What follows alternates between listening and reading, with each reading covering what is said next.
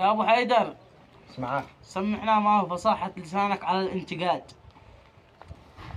قال الحمد لله والشكر والفضل لاني مربى احسن تربيه ومتعلم.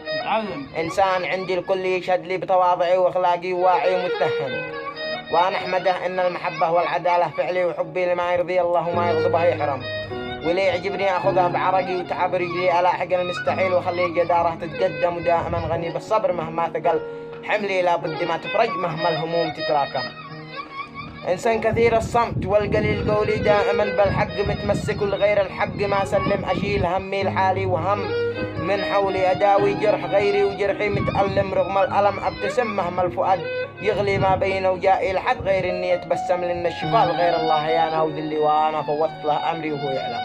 إعلام أجهاد الشاعر. يا إلهي دعيتك زاد حملي وجور الوقت هذا حمل صرت قانع وشاعر.